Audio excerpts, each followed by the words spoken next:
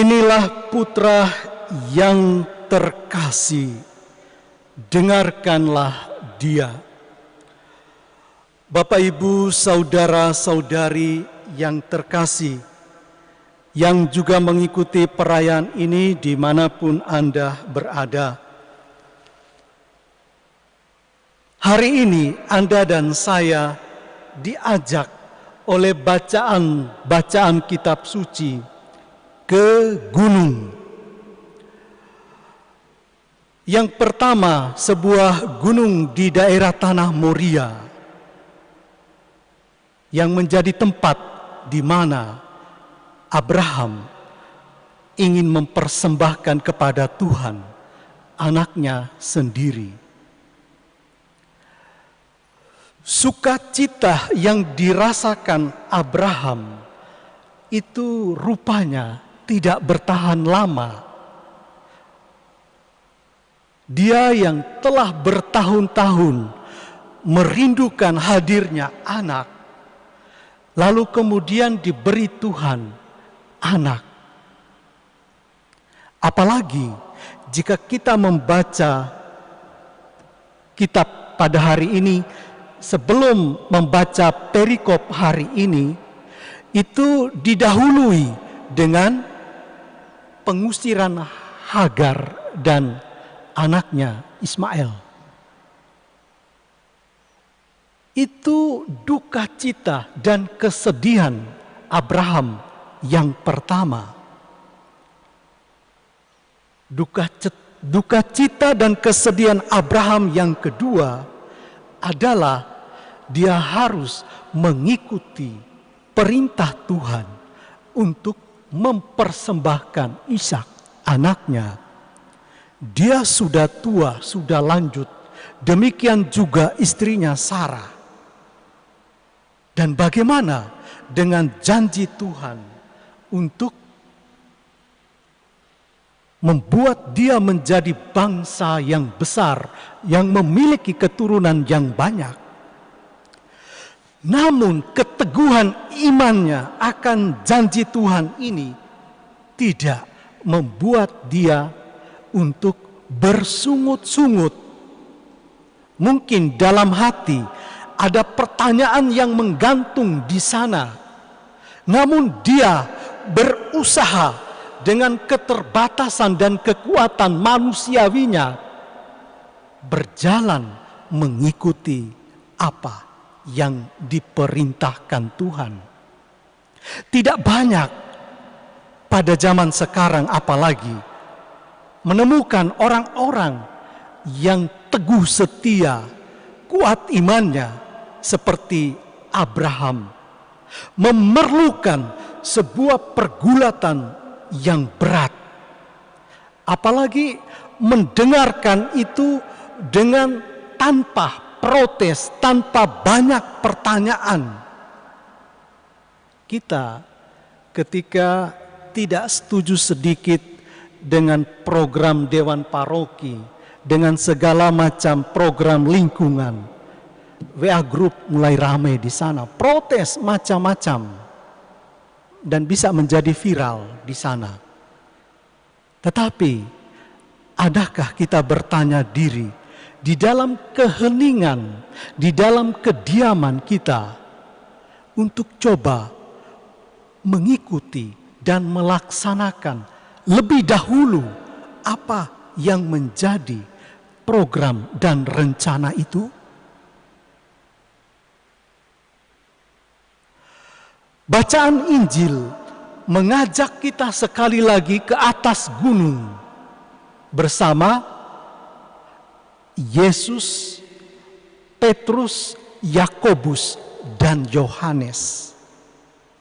Rupanya gunung menjadi suatu tempat di mana menghubungkan antara surga, langit, dan bumi. Tempat yang tinggi, yang bagus. Juga tempat yang jauh dari keramaian. Tempat orang bisa mendengarkan dengan jelas suara hatinya sendiri. Dan disitulah tempat kita semua orang dapat bertemu dengan Tuhan. Mungkin di kota seperti kita ini sekarang tinggal, terlalu ramai dan bising, sehingga suara Tuhan itu mudah lewat begitu saja. Kita memerlukan tempat yang agak tenang, dan gunung adalah tempat itu. Yesus mengajak ketiga murid ini untuk melihat sesuatu di sana, melihat sebuah kemuliaan surgawi, tempat di mana dia berubah rupa, bertransfigurasi.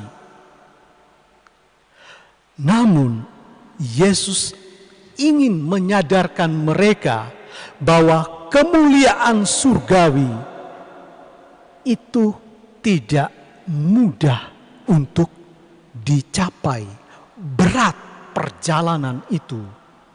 Mengapa? Karena untuk sampai ke sana, Yesus harus melewati penderitaan dan wafat di salib. Jika itu mampu dilewati, maka anugerah surgawi kebangkitan akan sungguh dirasakan. Dalam kehidupan kita, sukacita dan kegembiraan itu kita ingin membuatnya menjadi lebih lama dan panjang. Kita tidak ingin segera masuk ke dalam kesulitan, tantangan, dan beratnya perjalanan kita setiap hari. Bahkan kadang tantangan, kesulitan, duka cita yang datang ke dalam kehidupan kita, itu kita hindari, kita lewati di sana, bukan kita hadapi. Tuhan mau mengajak kita untuk bahwa kegembiraan dan sukacita adalah bagian dari berkat kita. Tetapi pada saat yang sama, salib dan penderitaan itu akan jalan beriringan. Maka Yesus sebenarnya secara halus menghindari atau menolak apa yang dikatakan oleh Petrus untuk tetap tinggal di atas gunung, menikmati kemah yang didirikannya. Yesus ingin setelah kemuliaan transfigurasi, dia mau turun kembali ke bawah, menghadapi kesulitan hidup sehari-hari, agar kesetiaan dan iman itu dapat menjadi nyata dalam jawaban langsung kita. Dan Paulus dalam bacaan kedua mengingatkan Anda dan saya bahwa ketika kita terbukti setia untuk bertahan di dalam setiap kemalangan dan penderitaan kita ada bersama Tuhan, maka tidak ada satupun yang dapat menghalangi berkat Tuhan bagi kita. Mari kita lihat di dalam kehidupan kita di saat pandemi COVID-19 ini. Adakah kita di sana, di dalam keluarga kita, di dalam kegiatan rutin kita sehari-hari, kita membawa diri kita, segenap keluarga kita untuk mendengarkan Tuhan. Ketika ada bersama dengan segenap keluarga di kebun misalnya, atau di halaman mengerjakan berbagai pekerjaan di sana, kita sungguh membawa Tuhan, mendengarkan Dia di dalam kehidupan kita. Ataukah ketika pandemi COVID-19 menggerogoti diri kita, keluarga kita, orang-orang yang kita kasihi, kita malah balik meninggalkan Tuhan, protes kepadanya. Santo Paulus dalam bacaan dalam kitabnya yang lain di Roma bab 8 ayat 35 mengungkapkan bahwa ada 7 kesukaran yang bisa memisahkan kita dari Allah. Yang pertama adalah penindasan, kesesakan, penganiayaan, kelaparan, ketelanjangan, bahaya, dan pedang. 7 hal ini dapat membuat kita itu berpaling dari Tuhan. Dan salah satu yang paling nyata adalah bahaya pandemi yang sekarang sudah mulai divaksinasi di Indonesia dan di dunia pada umumnya. Namun jumlahnya juga makin bertambah.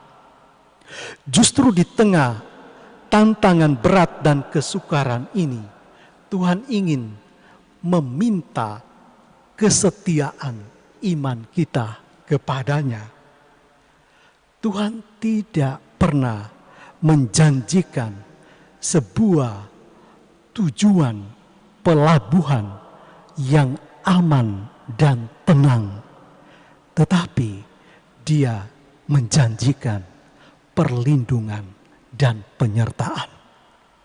Maka di masa COVID ini, jaga selalu diri kita masing-masing, keluarga kita, tetap pakai masker dan jaga jarak. Tuhan memberkati.